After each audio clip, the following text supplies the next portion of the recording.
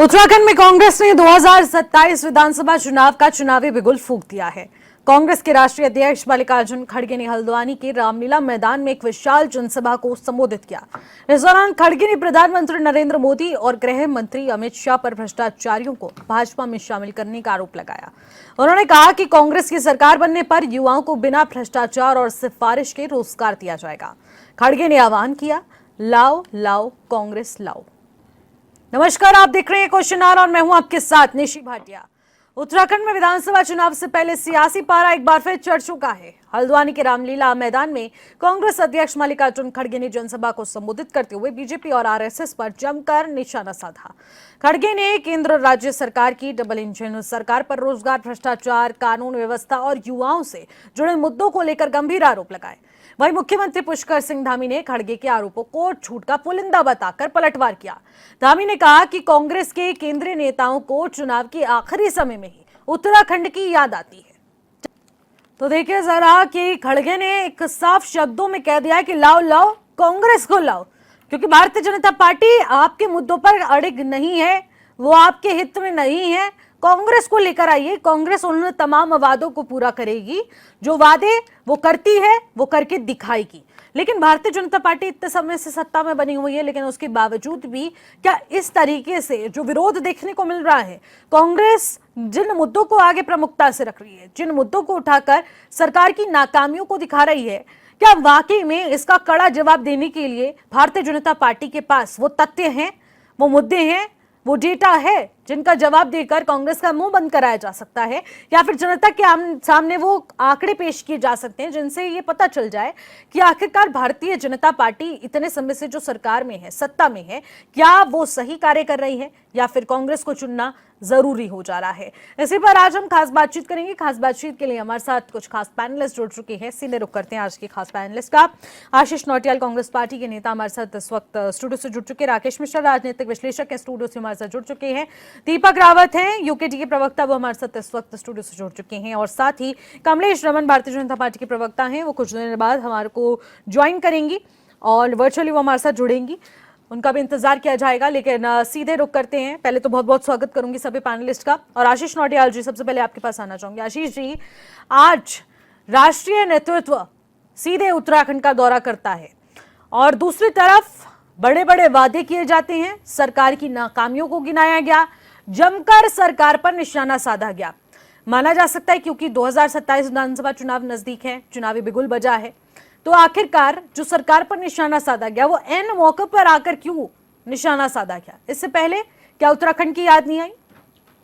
देखिए निशी जी, हम लोग हर समय भारतीय जनता पार्टी के खिलाफ जब भी कुछ हुआ तो हम लोग निश्चित खड़े हुए। ठीक है, राष्ट्रीय अध्यक्ष हैं हमारे और पूरे प्रदेश देश में घूमना होता है, पूरे देश में जाना होता है, तो निश्चित वो अपने समय जब है तो आएंगे, जब उन्हें समय लगेगा और जब उन्हें लगेगा, जब हम बुलाएंगे तो निश्चित वो भी आएंगे और आने लायक हैं तो आएंगे। अब आज भाजपा के तो नहीं आ सकते, उन पे तो इतने बड़े बड़े आरोप लगे हैं, खुद संसद से बचते फिर रहे हैं कि कोई संसद में ना मार ले, वहीं पीछे वाले दरवाजे से भाग रहे हैं। अब स्थिति ये हो गई, जो पहले भाजपा के ब्रांड एम्बेसडर कहलाए जाते थे, आज वो जो है पीछे वाले रास्ते से भाग रहे हैं। अब आप भाजपा बुलाइए किसको? हमारे हैं तो हम बुला रहे हैं, स्वच्छ छवि के हैं इसलिए हम बुला रहे हैं। जनता उनके विरोध में नहीं है, जनता उन्हें देखना चाहती है। आज हम सब ने, जनता ने उत्तराखंड की भारतीय जनता पार्टी के इशारों को, भारतीय जनता पार्टी की हरकतों को देखा। आज हमने देखा किस प्रकार से भारतीय जनता पार्टी जब भीड़ जुटने लगी, जब उन्हें लगा कि मल्लिकार्जुन खड़गे राष्ट्रीय अध्यक्ष आए और जनता उनको देखने और उनको सुनने आ रही है, तो उन्होंने जगह जगह पर बैरिकेड लगाकर रोकने का काम किया। आपने देखा वहाँ हमारा काम होना चाहिए कि हमारे राष्ट्रीय अध्यक्ष आए तो उनकी हम व्यवस्थाओं में लगें, लेकिन हमारा काम हो रहा है कि थाने चौकी में जाके धरना दें। आपने देखा किस प्रकार से आज भारतीय जनता पार्टी ने एसएसपी को आदेशित किया कि आप जो है यहाँ पर लोगों को ना आने दिया जाए। उन्होंने भी अपने कर्मचारियों को आदेश दिया, पुलिसकर्मियों को आदेश दिया और खुद छुट्टी पे चले गए आदेश देकर। पुलिस वाले कह रहे भी हमें तो आदेश है और वो छुट्टी पर है। तो इस प्रकार से कैसे काम चलेगा? जनता देख रही है। जब भी हमारा कोई प्रोग्राम होता है, भारतीय जनता पार्टी अपने टुच्चेपन में आकर खड़ी हो जाती है। इससे पहले भी आपने देखा होगा, जब देहरादून में प्रोग्राम हुआ, वो नगर निगम वाले फटाफट आए, उन्होंने उनके जो हमारे पोस्टर बैनर उतारने शुरू कर दिए। अरे इतने क्या फटा रही, आप लोगों की तो आते हैं, क्या आप लोग ऐसे ही उतारते हैं अपने पोस्टर बैनर?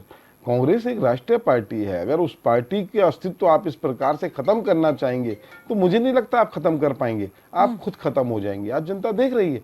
आज हम लोग जो हमारे विधानसभा के अंदर हमारे प्रतिनिधि हैं, उसके बाद तक हम लोगों के साथ आप इतना उत्पीड़न कर रहे हैं, तो फिर आप यूकेडी और अन्य दलों की तो बात छोड़ दीजिए।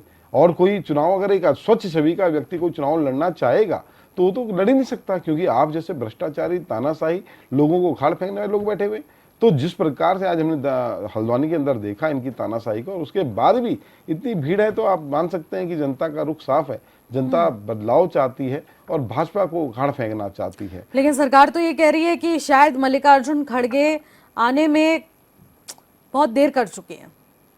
देखिए, ठीक है, उनको लगता है कि देर करी, और वो भी इंतजार कर रहे थे। ये भी अच्छी बात है कि भाई भाजपा भी इंतजार कर रहे थे कि कब मल्लिकार्जुन खड़गे जी आएंगे।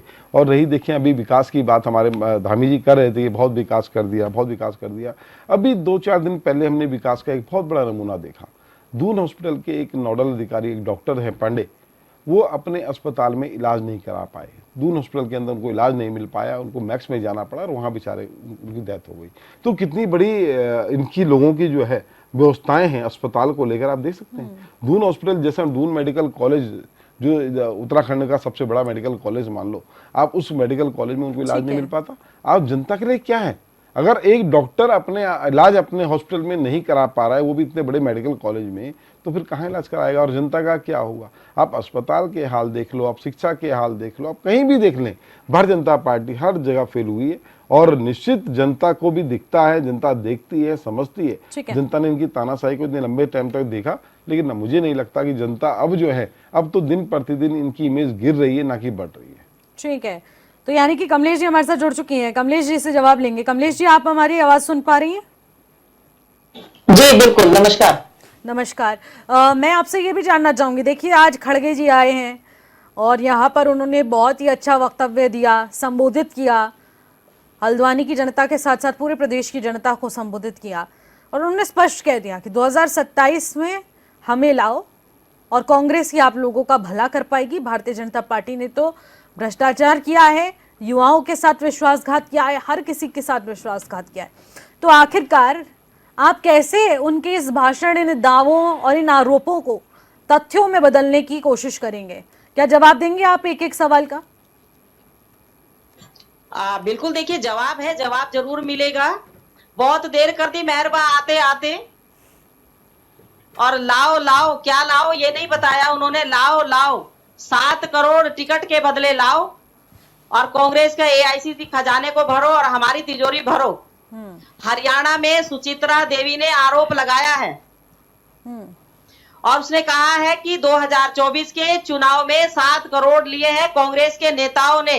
उसमें उसने मल्लिकार्जुन खड़गे का भी नाम लिया, वेणुगोपाल जी का भी लिया, राहुल गांधी के सगे संबंधियों का भी लिया, प्रियंका वाड्रा के पीए का भी नाम लिया। और कल का दिन था जब राहुल गांधी के दरवाजे पर वो अपनी मांग को लेकर गई। उन्होंने कहा राहुल गांधी जी से मैं बात करना चाहती हूँ।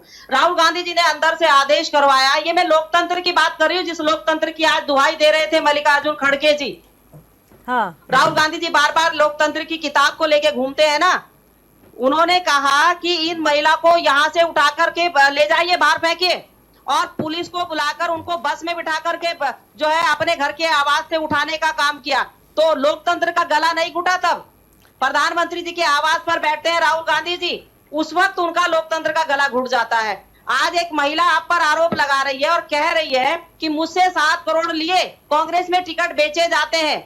तो ये आरोप लगा रहे हैं और ये बात कर रहे हैं आज मल्लिकार्जुन खड़गे जी आकर, और कह रहे हैं कि जी भाई भ्रष्टाचार या फिर युवाओं को रोजगार, अग्निवीर, पेंशन, जिस चीज के ऊपर उन्होंने आज बोलने का काम किया।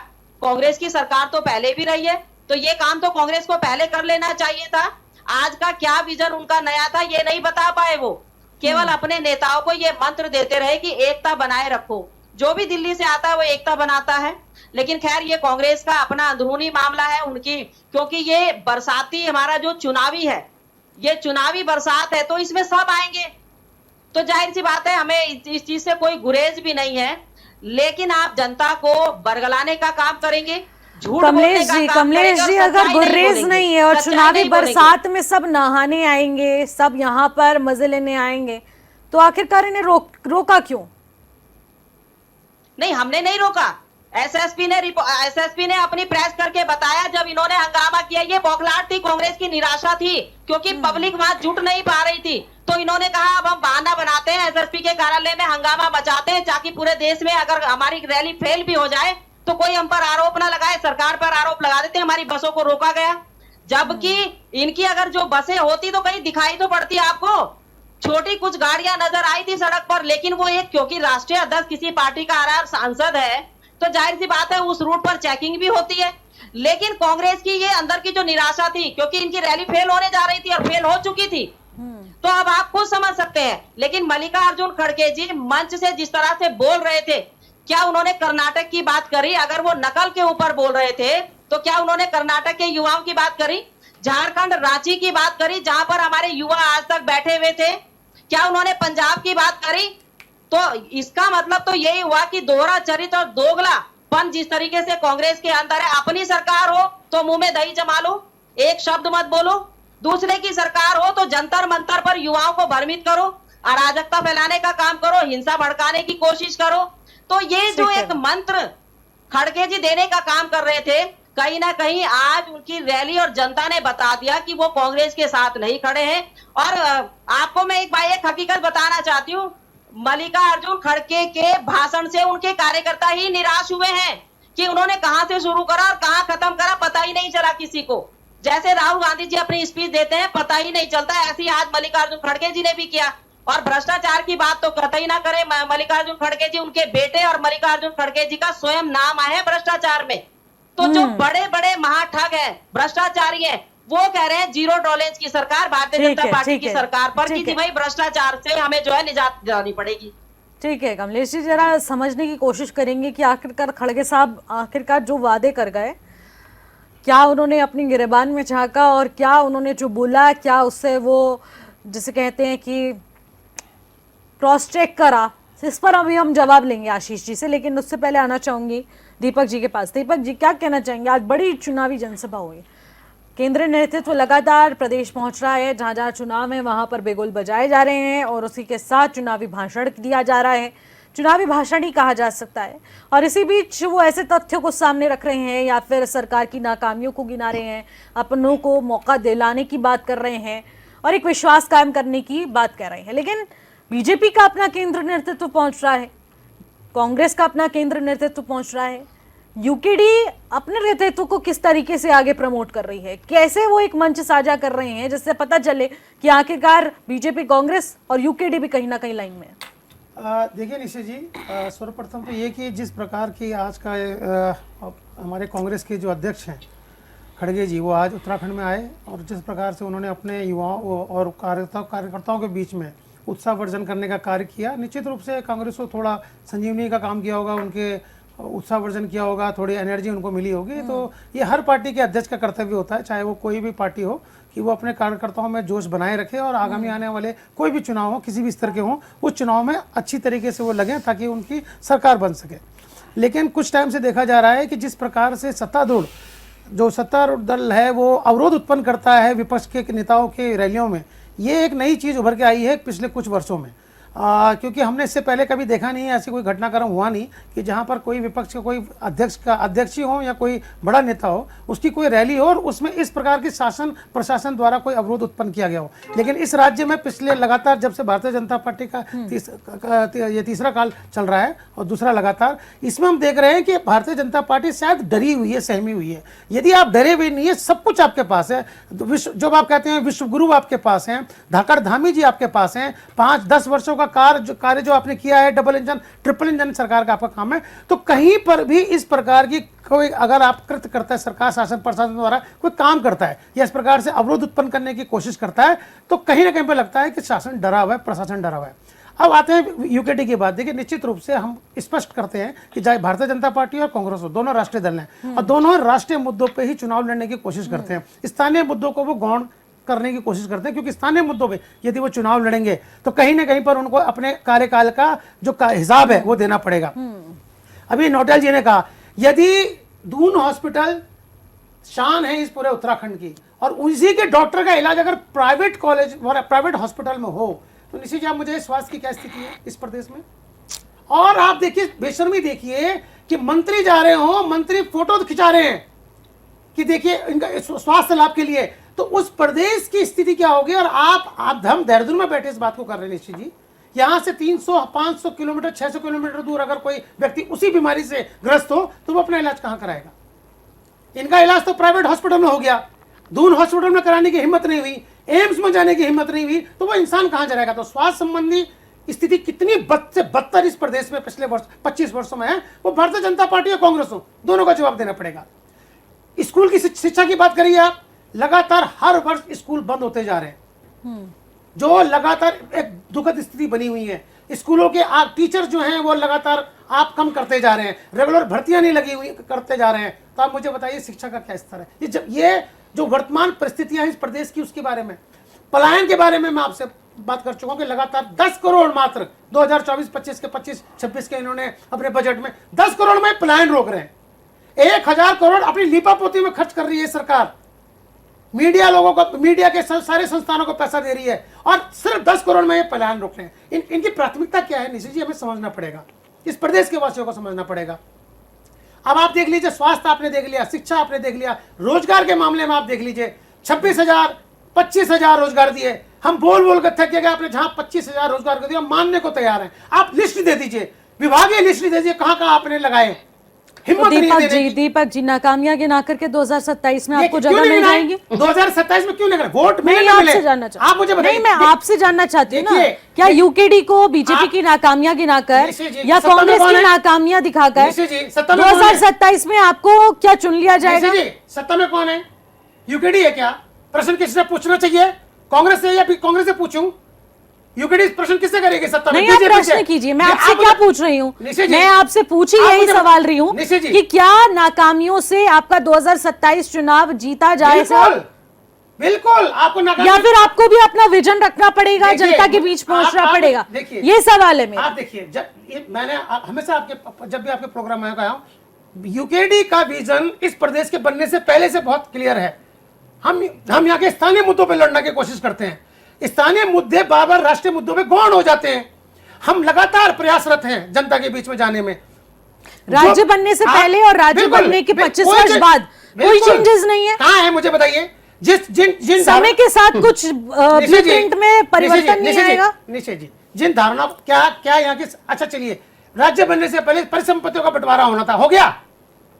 जब कांग्रेस की सरकार थी, भारतीय जनता पार्टी की थी, डबल इंजन की सरकार आएगी, परिसंपत्तियों का बंटवारा उत्तर प्रदेश से हो जाएगा। क्या हो गया? तीसरी बार सरकार भारतीय जनता पार्टी की है, जवाब दीजिए। धाकड़ धामी है, वहां पर आपके योगी जी हैं, क्या परिसंपत्ति को बंटवारा आपने आराम से कर दिया? नहीं, अभी भी आपने उसको पेंडिंग में रखा हुआ है। आपने रोजगार की समस्या, पलायन की समस्या समाधान कर दी, स्वास्थ्य की समस्या, शिक्षा की समस्या, और रुझिए कानून व्यवस्था, महिलाओं में सबसे ज्यादा उत्पीड़न के मामले यदि 25 वर्षों में हुए तो भारतीय जनता पार्टी के शासन में हुए। क्या इससे इनकार किया जा सकता है? आप मुझे बताइए, क्या महिलाओं के प्रति जो अपराध हुए हैं उसमें लगातार जो प्रगति हुई है, जो इजाफा हुआ है, वो भारतीय जनता पार्टी के डबल इंजन ट्रिपल इंजन की सरकार में हुआ है? तो क्या इससे मुंह मोड़ लें? आप मुझे बताइए, अगर सरकार, आप विकास के नाम की बात कर रहे हैं, तो विकास के नाम की 16 दिनों में 16 करोड़ का पुण्य टिका, आपने पैच वर्क कर दिया, वाहवाही लूटने में आ गए। ये किसने काम करा? रिबन काटने तो सबसे पहले गए थे मंत्री। और ये क्या, ये मतलब इस प्रदेश के प्रति मैं आपको बताता हूं, आप भारतीय जनता पार्टी की वर्तमान सरकार ने निश्चित जी 4.5 साल आपने मंत्री पद के पूरे पद नहीं भरे। क्यों? क्या जरूरत नहीं थी? आखिरी में 4-6 महीने में आपने भरने की आवश्यकता समझी, क्योंकि चुनाव सामने था। आपने 4.5 साल तक खाली रखा। क्यों रखा? क्या इस प्रदेश को आवश्यकता नहीं थी? आप यह प्रस्ताव भेज दीजिए केंद्र को, नहीं चाहिए हमें 12 मंत्री। ठीक है, तो ये सारी चीजें ऐसी हैं राज्य की, जो राज्य, क्योंकि राज्य के विषय हैं, और यूकेडी बार बार राज्य के मौलिक जो विषय उनको उठाने की बात करती है। यानी कि आप मौलिक विषय जो आपका इस राज्य गठन से पहले लगातार बना हुआ था, वही मुद्दों पर आप चुनाव लड़ेंगे। ठीक है, समझ गए। देखिए दीपक जी, अब ये भी समझने की कोशिश करेंगे कि मल्लिकार्जुन खड़गे आए हैं, समीकरण बदलेगा या नहीं बदलेगा, लेकिन फायदा कितना कांग्रेस को पहुंचेगा, ये भी समझने की कोशिश हम राकेश मिश्रा जी से करेंगे। लेकिन फिलहाल एक छोटे से ब्रेक का वक्त हो चुका है, ब्रेक के बाद जो लौटेंगे आप सब बने रहिए। ब्रेक के बाद एक बार फिर से आपका स्वागत करते हैं क्वेश्चन आवर में, और क्वेश्चन आवर में हम मल्लिकार्जुन खड़गे के उत्तराखंड दौरे पर चर्चा कर रहे हैं। प्रदेश में आए हैं और उन्होंने एक नारा दे दिया है, एक जिसे कहेंगे नैरेटिव सेट कर दिया कि लाओ लाओ कांग्रेस को लाओ, लेकिन आखिरकार क्यों लाओ? क्या है इसके पीछे की वजह, और आखिरकार क्यों कांग्रेस को लाने की नौबत आ पड़ी है, और आखिरकार कांग्रेस इस वक्त जरूरत, एक विकल्प और एक वादा, एक उम्मीद कैसे बन रही है, इस पर भी हम खुलकर चर्चा कर रहे हैं। सीधे रुख करते हैं हमारे पैनलिस्ट का और राकेश मिश्रा जी से जानते हैं कि आखिरकार, राकेश मिश्रा जी ये बताइए आप कि आखिरकार मल्लिकार्जुन खड़गे आते हैं, चुनावी बिगुल बजता है, बहुत सारी बातें की गई, बहुत सारे चुनावी भाषण दिए गए, लेकिन लाओ कांग्रेस को लाओ, क्यों लाओ? क्या मल्लिकार्जुन खड़गे का ये भाषण और ये सभा बड़ा परिवर्तन लाएगी कांग्रेस को, कुछ इससे फायदा पहुंचने वाला है? देखो निशी, कुछ चीज़ों को तथ्यात्मक रूप से और तुलनात्मक रूप से देखना चाहिए। आप आइए 2022 के इलेक्शन में। 2022 के इलेक्शन में कांग्रेस मुख्य विपक्षी के रूप में था और उत्तराखंड में उसे 23 लाख वोट मिले, मतलब 20 लाख वोट मिले थे, और भाजपा को 23 लाख वोट मिले थे। हाँ। दोनों के बीच में 3 लाख वोट का डिफरेंस था और सीटें हुई 19 और 47। वही चुनाव जब 2024 में होता है, जब केंद्र सरकार का चुनाव होता है, तो उनका वोट 20 लाख से घट के 15 लाख हो जाता है और भाजपा का वोट 23 लाख से बढ़ के 27 लाख हो जाता है। अभी मैं यूकेडी को इस फिगर में नहीं ला रहा हूं, क्योंकि पिछले चुनाव में 2022 में यूकेडी को केवल 58,000 वोट मिले थे। मैं इसलिए नहीं ला रहा हूं। अब जब 15 लाख से, और अभी इस वर्ष हमारे वोट प्रतिशत बढ़ के 92 लाख हुए, जो नया SIR की रूटीन चल रही है उसमें 92 लाख वोटों पे चर्चा चल रही है। देखिए, चुनावी बोल कोई बोले, लड़ाई कोई लड़े, सत्ता का काम है अपनी बात कहना, विपक्ष का काम है अपनी बात कहना, और त्रिकोणीय ध्रुव भी बनता हुआ दिखाई दे रहा है। हो सकता है कि यूकेडी इस बार पहले से बहुत अच्छा प्रदर्शन कर ले। व्यक्ति जीतेगा वोट से। अब क्या 15 लाख को 25 लाख कन्वर्ट करने की स्थिति में आपको ये रैलियां, ये नेतृत्व दिख रहा है? क्या भाजपा इतनी कमजोर हो गई है कि 27 लाख जो उसने 2024 में स्टेब्लिश किया है वो घट के 15 लाख हो जाएगा?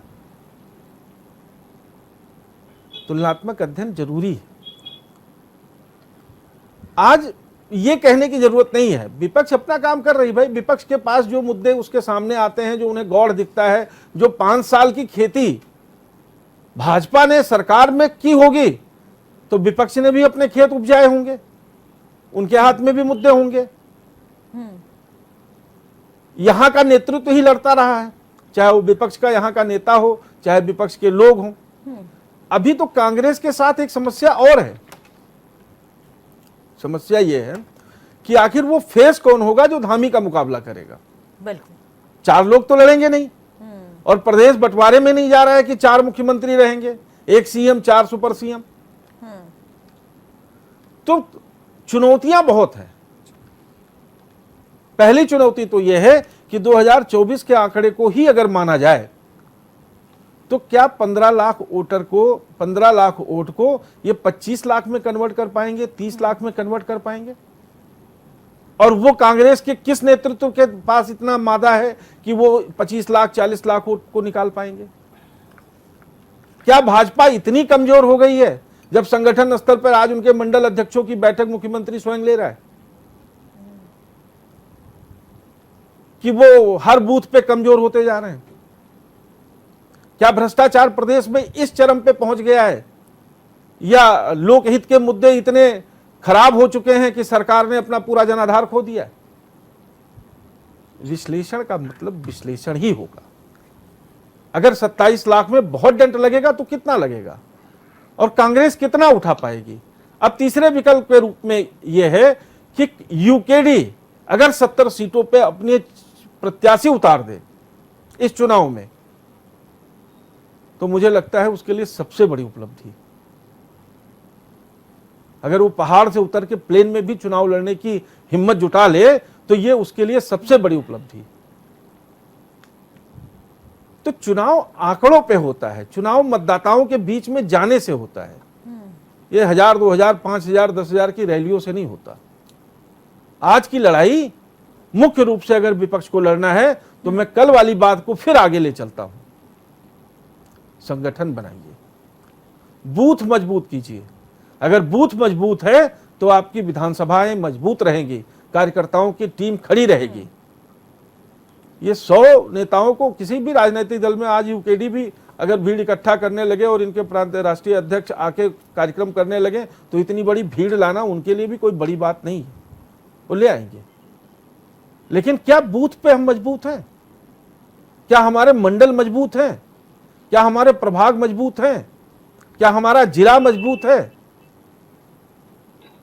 और एक बात, हमारी शान शौकत में कुछ नए लोग आ भी रहे हैं कि वो बैठ के इंतजार कर रहे हैं। तो मूल्यांकन जब किया जाएगा तो कसौटियां कसी जाएंगी। आज उन कसौटियों पे मल्लिकार्जुन खड़गे जी आए, उन्होंने अपने प्रदेश के नेताओं का आह्वान किया, ऊर्जा देने का काम किया, जो उनका सामर्थ्य था इस प्रदेश के लिए वो कर रहे थे और एक राष्ट्रीय नेतृत्व को करना चाहिए। भीड़ इकट्ठा करना या लोगों के जनमानस में इतना बड़ा विरोधी लहर चल रही है, ऐसा तो मुझे नहीं लगता कि भाजपा अपने 27 लाख के वोट बैंक को घटा के 15 लाख पे ले आएगी। हाँ, और दूसरे राजनीतिक दल, जैसे मैं बहुत बड़ी बात नहीं कहता हूं, लेकिन यूकेडी इस बार आंकड़ा क्रॉस करेगी, ये मैं पिछले 1 साल से डिबेट में ला रहा हूं और कह रहा हूं जनमानस में ऐसे लोग हैं जो इनको समर्थन कर रहे हैं। ठीक है, तो ये बहुत कुछ समझने की बात है। और कोई भी राजनीति जो है वो हवा पे नहीं होती, तुलनात्मक रूप से होती है, संगठन के बल पे होती है, कार्यकर्ताओं के बल पे होती है। अगर नेता ही चुनाव लड़के जीतने लगे तो अपने कोर्ट से खारिज कर दे, अपने कोर्ट से खारिज कर दें, फिर कार्यकर्ताओं की क्या जरूरत है? बिल्कुल। देखिए, जनता के बीच जब वोट परसेंटेज बढ़ेगा और जो प्रत्याशी खड़े होंगे, उम्मीदवार खड़े होंगे, उनके प्रति आखिरकार क्या वोट परसेंटेज बढ़ा है और आखिरकार किस सरकार को वोट परसेंटेज मिल रहा है, ये भी एक सबसे बड़ा विषय निकलकर सामने आता है और इसी का ही कैलकुलेशन आखिरी वक्त में किया जाता है, तो इस पर ध्यान देने की जरूरत है। लेकिन आशीष जी, आपके पास आना चाहूंगी और आपसे ये चीज जानना चाहूंगी। देखिए, अभी जिस तरीके से राकेश मिश्रा जी ने इस बात का विश्लेषण किया कि ऐसा बिल्कुल भी नहीं सोचा जाए और ऐसा नैरेटिव बिल्कुल भी ना सेट किया जाए कि आखिरकार सामने वाला दल कुछ भी तैयारी नहीं कर रहा है और उसके खिलाफ एक एंटी इनकम्बेंसी जैसी भावनाएं खड़ी हो चुकी हैं। लेकिन जनता के भीतर आखिरकार उनको लेकर क्या कुछ बना हुआ है वो तो चुनाव के वक्त सब कुछ स्पष्ट हो जाएगा। लेकिन इस वक्त कांग्रेस के पास क्या वो मजबूती है जिसके कारण वो इतना बड़ा दावा ठोक सकती हैं कि हम कांग्रेस के अलावा यूकेडी है हमारे सामने बीजेपी है, उनको चैलेंज आउट कर सकते हैं? देखिए निशी जी, बहुत अच्छा विश्लेषण किया हमारे भाई मिश्रा जी ने, और उन्होंने जो विश्लेषण किया उस पर जवाब भी मांगा। हाँ। इन्होंने 20 लाख और 23 लाख वोट की बात करी, 2022 में पड़े थे। 20 लाख कांग्रेस को पड़े थे, 23 लाख भाजपा को पड़े थे, और उसके बाद इन्होंने बताया 15 लाख जो है लोकसभा में कांग्रेस को पड़े थे और 27 लाख बढ़ गया। निश्चित देखें, भाजपा जीत रही थी और भाजपा के जीतने का एक कारण था कि उनके पास विश्वगुरु था, उनके पास 56 इंच की छाती थी, उनकी लोगों ने विदेश की पॉलिसी देखी नहीं थी। आज जनता 2022 में और आज में 27-26 में जमीन आसमान का फर्क है निशी जी। आज आप उसके बाद देखें जो घटनाएं हुई, इन घटनाओं ने भाजपा को, मुझे तो लगता है, जमीन के नीचे भी डालने का काम कर दिया। इनको लोगों को पता नहीं था। राम मंदिर की बात करते थे, हम राम मंदिर बनाएंगे और हम करेंगे, हम ही करेंगे, हम चंदा इकट्ठा करेंगे, जड़ों में जा जाके लोगों से पैसा मांगा। आज जनता ने देख लिया कि इन्होंने जो पैसा हमने मंदिर बनाने के लिए दिया था, उस पैसे से इन्होंने अपनी पार्टी को बनाने का काम किया। शुरू से चोरी चकारी इनके मन में थी, पर जनता को पता नहीं था उस टाइम तक। लेकिन आज सब सामने है जनता के। जनता ने देख लिया, जिस राम को लाए हैं उस राम को क्यों लाए हैं, कैसे लाए हैं, उस राम के नाम पर बताओ आपने चोरी करने का काम किया। लेकिन आशीष जी, मैं यही कहना चाहूंगी ना, देखिए, आप इन मुद्दों पर अड़े हो सकते हैं, सरकार की नाकामियों को गिना सकते हैं, आप धरने कर सकते हैं, आप प्रदर्शन कर सकते हैं, आप सब कुछ कर सकते हैं, लेकिन आप इन सब दावों पर पुष्टि मोहर लगाने के लिए अपने दम से क्या कर रहे हैं, ये भी मैं आपसे जानना चाहूंगी ना। आपके पास वो ऐसा कौन सा प्रमुख चेहरा है केंद्र में और साथ ही साथ राज्य में, जिसके दम पर आप चुनाव लड़ेंगे तो आप समझ सकते हैं कि आप टक्कर दे रहे हैं विश्वगुरु को और आप टक्कर दे रहे हैं धाकड़ धामी को? देखिए निशी जी, पहले तो मैं बताऊंगी हम आएंगे क्यों, हमें क्यों पसंद करें, आप जो पूछ रहे हैं, और आप कह रहे हैं कि हम पे चेहरा कौन सा है। देखिए, हमारे पास हाथ का निशान है, हमारे पास पंजा है। आपके पास क्या, हम ये पंजा तो हमेशा रहेगा। आपके पास विश्वगुरु था, अब विश्वगुरु तो निपट लिया, दूसरा एक और विश्वगुरु बैठा हुआ आपका, जो अमित शाह जी, जो बच्चों पे इनके पास गोलियां चलाने कमल का है, काम कर आपके रहे पास हाथ है हैं। तो इनके नहीं पास नहीं कमल कमल, है। लेकिन उन्होंने चुनाव कमल के निशान पे नहीं, ये मोदी जहां देखो मोदी के नाम पे चुनाव लड़ते हैं, कमल के नाम पे नहीं लड़ते। मोदी आ जाएंगे, मोदी जी कर देंगे, तो मोदी जी तो निपट लिए, मोदी जी का हाल देख लिया, पीछे वाले दरवाजे से भाग रहे हैं। तो जिसके नाम पर इन्होंने चुनाव लड़ा, कमल तो पहले से ही, आज से थोड़ी कमल, जब पार्टी बनाई तो कमल तो लेके आई गए थे ये, पर उस कमल से नहीं जीते, जीते मोदी के नाम पे थे। और आज जिसके नाम पर जीते उसका आ गया समय। लेकिन आज जब उसको हम मत का जनता ने प्रयोग दरकिनार करने कर जाते दिया। हैं तो ईवीएम मशीन पर मोदी का चेहरा तो नहीं देखिए, बना होता, निशान तो कमल का ही होता है ना। निश्चित निशी जी, कमल का चेहरा दब जाता है मोदी जी के चेहरे के आगे। आज ऐसा नहीं कहा, बार ये बार, अच्छी अरे बात कह रहे हैं। मोदी जी मोदी बोलते हैं, मोदी जी ये नहीं कह रहे ठीक कि है, बीजेपी वो ठीक मोदी है। है, मोदी आएगा, मोदी करेगा, जनता तो ये बोलती है। हमारी जो भी बीजेपी कमलेश बहन बैठी है, वो भी मोदी जी के नाम पर प्रधान बना दो, मोदी जी के नाम पर पार्षद बना दो, ये सब काम चलता है। अभी थोड़ी देर पहले मेरी बहन ने कहा था कि यहाँ पर जो है खड़गे जी आए, कुछ समझ आया ही नहीं और क्या बोल के चले गए। अरे मैं आपको सिर्फ इतना सा बोलना चाहूंगा, समझने वाले समझ गए, जो ना समझे वो अनाड़ी है। तो ये भाजपा ही नहीं समझ पाए, बाकी हम सब समझ गए। उन्होंने क्या संदेश दिया हम समझ गए, जो नहीं समझ पाए वो अनाड़ी बैठे हुए हैं, वो सोच रहे हैं आज भी क्या बोल के गए होंगे, पर हमें सब पता है और जनता को पता है। देखें निशी जी, जो 4-5 साल में घटनाक्रम देश के साथ हुए हैं, वो जनता ने अब देख लिए कि इन लोगों के राज में किस प्रकार से वोट चोरी होती है, पेपर लीक घोटाला करते हैं, पेपर लीक होते हैं, इनके राज में एथेनॉल मिल रहा। आज एक आम व्यक्ति परेशान है निशी जी, हम खुद बता रहे हैं, हमारे घर में हमारे खुद 2-4 एक्टिवा चलती हैं और हम उनका एवरेज आज देख रहे हैं, कल में आज में कितना एवरेज है, ये जनता देख रही है, जनता सब समझ रही है। आप लोगों की गाड़ियां खराब करने का काम कर रहे हैं, आप तो घर घर के अंदर घुसे हैं। चप्पा चप्पा भाजपा जो बोलते थे ना, सच में भैया गाड़ी की टैंक के अंदर भी आप ही घुस गए, बताओ। तो इन भाजपाइयों ने जो है देश को बर्बाद करने का काम करा है। इस 12 साल में 10 साल में जो भी ये लोग रहे, इन्होंने देश लेकिन को आप पीछे मुझे बस धकेलने इतना का सा काम जवाब किया है। दीजिए, इतना सब कुछ होने के बाद फिर भी मोदी क्यों? कहा मोदी, 5 साल में चुनाव होते हैं, आने दो ना चुनाव, पता लगेगा अपनी सीट। अब तो लड़ भी नहीं पाएंगे, मुझे लगता नहीं लड़ भी पाएंगे मोदी जी। अब लड़ेंगे तो पीछे लड़खड़ाते हुए जीत पाए थे। बावजूद इसके भी अगर बावजूद इसके भी 2027 में सीएम धामी बन जाते हैं और दूसरी तरफ केंद्र में भी सरकार आ जाती है, फिर क्या कहेंगे आप? अरे सीएम धामी की तो उपलब्धि हम देख रहे हैं, किस प्रकार से घोटालेबाजी चल रही है, पुल टूट रहे हैं, बच्चों नहीं, को अगर आ पिटाई कर जाती है रहे हैं। फिर क्या कहेंगे आप? कैसे आएंगे बताए ना, फिर कैसे आएंगे आप? जब एक बार बताओ, इतना सब कुछ हो रहा है युवाओं के साथ, महिलाओं के साथ, तो फिर आप मान लेंगे कि बीमारों के आप साथ सामने वाले को समझाने में नाकाम साबित हो गए, शायद आप समझाना- अपना अरे विजन हम नहीं रख कौन होते हैं पाए, समझाने शायद वाले? आप उस वक्त अगर चेहरा रख देते, हाथ ना रखकर, जैसे कि 56 इंच का सीना आप बार बार जिक्र करते हैं, विश्वगुरु की बात करते हैं, तो आपको नहीं लगता कि आपकी पार्टी में भी कोई 56 इंच का सीना विश्वगुरु टाइप का आदमी होना चाहिए, जिसके दम पर चुनाव लड़ा जाए तो समझा जाए कि हाँ वो चैलेंज कर रहे हैं प्रधानमंत्री नरेंद्र मोदी को? क्या आप लोग भी इसी विचार में हैं? कोई है ऐसा दमदार चेहरा? हमारा हर कार्यकर्ता 56 इंच का सीना है, हम ठीक एक है। के भरोसे नहीं चल ठीक रहे है, हैं कि ठीक है। एक भाजपा के एक 56 इंच का सीना वो हवा निकल गई, खत्म हो यानी गया कि सीना। बीजेपी वन मैन कहाँ है? आर्मी है और आपके बीजेपी सब वन सब मैन आर्मी सब चल रही सब है, आर्मी एक में आदमी के 56 आगे इंच पीछे, के, ठीक है। हमारे सब के ठीक सब है, हर एक ठीक एक है, कार्यकर्ता, ठीक है, हर नेता ठीक है, 56 इंच का सीना है। ठीक है। कमलेश जी, यहाँ पर मल्लिकार्जुन खड़गे आए, उन्होंने बीजेपी आरएसएस को भगौड़ा बता दिया, क्या कहना चाहेंगे? और अभी यहाँ आपको अनाड़ी बोल दिया कि जो समझे ना समझे वो अनाड़ी। अब आप मुझे बताइए, बीजेपी आरएसएस भगौड़ा भी है, अनाड़ी भी है, तो आखिरकार आप चुनाव जीत कैसे रहे हैं? कोई और टेक्निक जो सजेस्ट करना चाहेंगे आशीष जी को? निशी जी देखिए, इन्होंने खुद ही स्वयं में एक्सेप्ट कर लिया है और ये मंजूर कर लिया है कि इनके पास राहुल गांधी कतई नहीं है प्रधानमंत्री का चेहरा, ये मानते ही नहीं है उनको। तो बस अब यहीं से आप अंदाजा लगा लो कि कितनी कमजोर कांग्रेस हो सकती है। अब आज की जो बैठक थी, आज का जो इनकी रैली का हल्द्वानी के अंदर था, आप सारे मंचों पर बड़े बड़े नेता दिखाई दे रहे थे, लेकिन एक व्यक्ति जो हमेशा से कांग्रेस की चाहत रहा है, हमेशा से दिग्गज नेता माननीय हरीश रावत जी, क्या किसी भी नेता ने एक सेकंड के लिए भी उनका नाम लेना पसंद किया? नहीं किया होगा।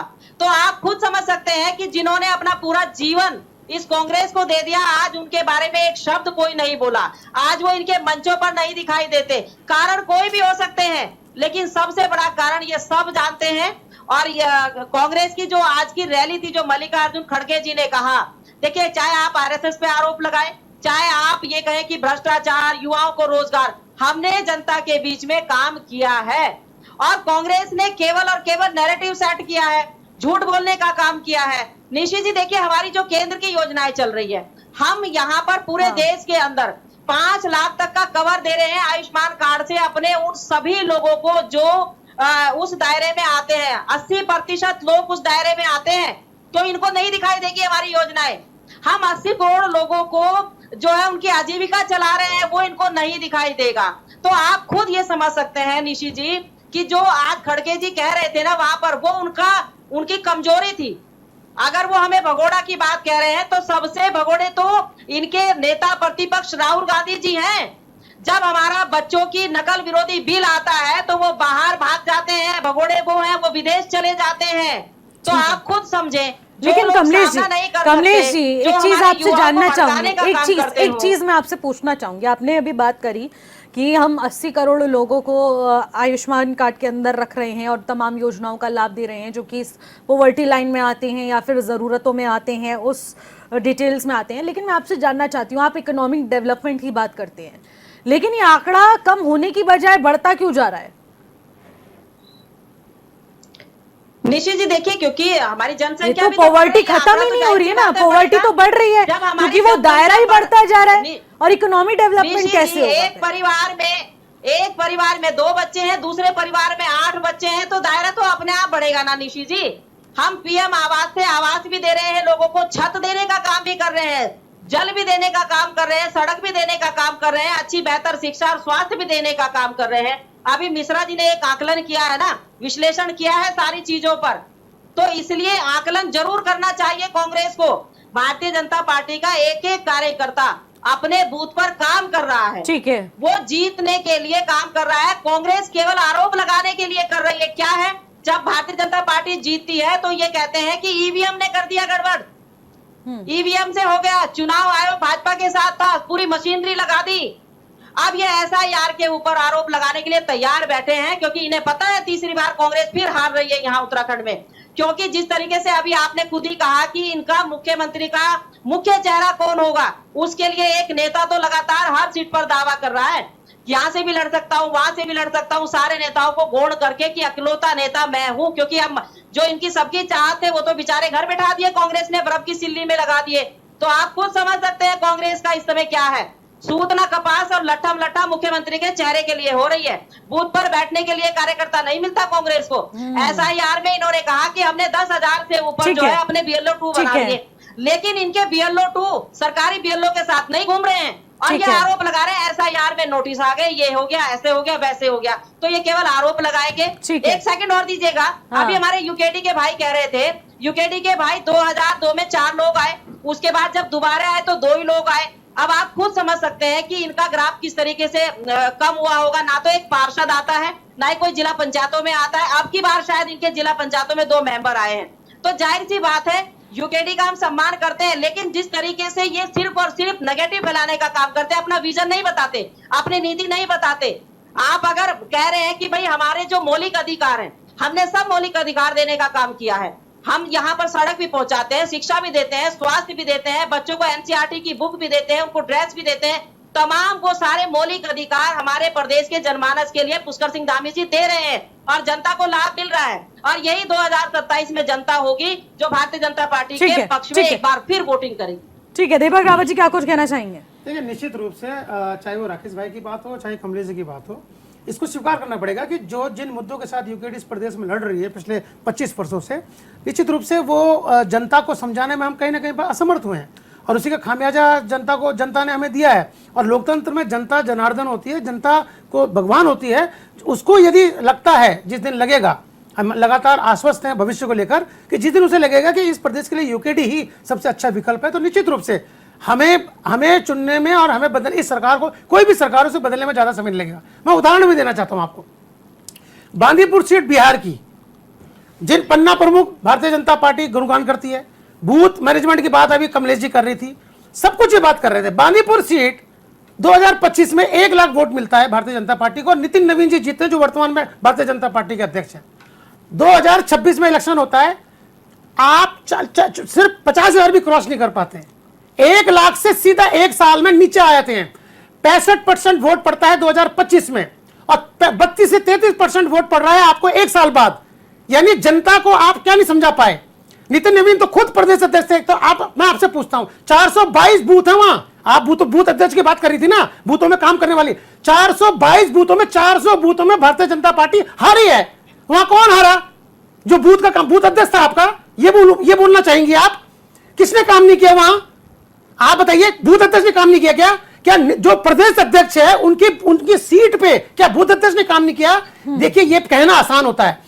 जब हवा बदलती है, जब समय बदलता है तो समय नहीं लगता है। ऊंचे ऊंचे जो दरख्त हैं वो गिर जाते हैं। नितिन नवीन का सीट हारना सबसे बड़ा आघात है। ये दिखाता है कि जिस प्रकार की हवा चल रही है, भविष्य में कोई भी जीत सकता है। स्वराज पार्टी कौन है? कब की बनी हुई है? तो क्या नितिन नवीन से बड़े हैं? क्या उस सीट में लगातार भारतीय जनता पार्टी 40 वर्षों से ज्यादा जीतती हुई आई है? क्या हुआ? क्या कारण हुआ? कहने का मेरा अर्थ सिर्फ इतना है, जो लोकतंत्र में जनता जनार्दन है, हम पार्टियां कितनी भी कोशिश कर लें, कितने पन्ना प्रमुख बना लें, कितने बूथ अध्यक्ष बना लें, यदि जनता ने मन बना लिया है कि उनको किसी भी पार्टी को चुन के सत्ता में रखना है, तो वो चाहे कोई भी हो, चाहे मोदी जी हो, योगी जी हो, चाहे अमित शाह हो या राहुल गांधी जी हो, किसी को भी, यदि वो कोई भी चुना, जिस दिन जनता को लगेगा कोई यूक्लिडी को इस पर सरमोर बनाना हो, तो आपके आंकड़े कहीं पे सामने नहीं टिकेंगे। ये राकेश जी ने जो तथ्य रखे, तुलनात्मक अध्ययन, तो मैं कहूंगा ये तुलनात्मक अध्ययन बांदीपुर में क्यों नहीं चला? बांदीपुर में ऐसा क्या हुआ कि आपने 60% नीचे आ गए आप अचानक से? बिल्कुल। तो कहीं ना कहीं पर देखिए, भविष्य देखिए ऐसा होता है। इसी लोकतंत्र में जनता जनार्दन होती है, और जिस प्रकार की हवा परसेप्शन क्रिएट होता है, जनता उस प्रकार से वोट डालती है। राकेश मिश्रा जी जवाब देंगे, एक फाइनल कमेंट के रूप में जवाब दीजिएगा। देखिए, बांकीपुर चुनाव पे हमारे दीपक रावत जी ने बहुत विशेष बल दिया। बल नहीं, मैंने आपके उस बात पे रखा जहां आकलन, तुलनात्मक आकलन की बात, इसीलिए मैंने बोला। दोनों बातें मैं समझाता हूं। बांकीपुर चुनाव में एक व्यक्ति, भाजपा ने एक प्रयोग किया। दोनों प्रयोग मैं बता देता हूं, जो बांकीपुर में भी हुआ और वही प्रयोग जाके वहां दतिया में भी हुआ। हाँ। दोनों में एक सामान्य कार्यकर्ता को उन्होंने टिकट दे दिया। बांकीपुर में जो व्यक्ति टिकट मांग रहा था या जिस परिवार से टिकट जाने की जो उम्मीद थी, उसके जीतने के 99% चांसेस थे। और दो मुद्दे वहां पे गौड़ हुए। एक, भरत तिवारी का इनकाउंटर हुआ जो उसी क्षेत्र से लगा हुआ है, जो फेक था, उसके बीच में जनता का विरोध था। और दूसरा मुद्दा था यूजीसी। दो कारण वहां पे बने। वो चूंकि बहुत बाहुल्य क्षेत्र है और वहां पे एक सामान्य व्यक्ति को, मतलब एक जैसे आपके यहाँ के, आपके महानगर का किसी मंडल अध्यक्ष को टिकट दे दिया जाए। चुनाव लड़ना और चेहरा होना, ये दोनों चीजें अलग अलग हैं। अगर आप एमएलए कैंडिडेट हैं तो आपके पास वो अपना भी 20-25 हजार वोट होना चाहिए। और चूंकि बहुत बड़े नेता की सीट थी, वो राष्ट्रीय अध्यक्ष की सीट थी। अच्छा, वहां चुनाव लड़ने भी कौन आता है? जो पहले से स्थापित एक राष्ट्रीय चेहरा है। आप जन स्वराज के जो नेता हैं प्रशांत किशोर जी, वो तुलनात्मक रूप से भले उनको उनकी पार्टी को वोट ना गया हो बिहार चुनाव में, लेकिन राष्ट्रीय स्तर के व्यक्ति हैं वो। कई राज्यों में उन्होंने अपनी सरकार बनाने में अपना योगदान दिया। तो आप इसे नहीं। और दूसरा, दतिया आइए, दतिया में क्या हुआ? एक व्यक्ति को टिकट दे दिया गया, एक पूर्व गृह मंत्री का टिकट काट दिया गया। तो इन दोनों चीजों को जो भाजपा क्या करती, प्रयोग करती है, वो ये बांट रही थी कि कभी कभी हम भाजपा के बड़े नेताओं से सुनते भी हैं, भैया हम सिंबल नहीं दे रहे हैं, आपको सीधे विधायकी का टिकट दे, विधायक बना रहे हैं। तो वो वहां पे जाके ये बातें रुकी है। ठीक है, माफी चाहूंगी इंटरप्ट कर रही हूँ, लेकिन समय की कमी को देखते हुए चर्चा को वहीं पर समाप्त करना पड़ेगा। बहुत बहुत शुक्रिया आप सभी का हमारे साथ जुड़ने के लिए। तो देखिए, ये समझना बेहद जरूरी हो जाएगा कि चुनावी समीकरण कभी भी पलट सकते हैं और कभी भी बदल सकते हैं, लेकिन एन वक्त पर आखिरकार किसके वादे, किसके दावे और किसके तथ्य जनता को पसंद आएंगे, देखने वाली बात रहेगी। फिलहाल मुझे दीजिएगा इजाजत। नमस्कार।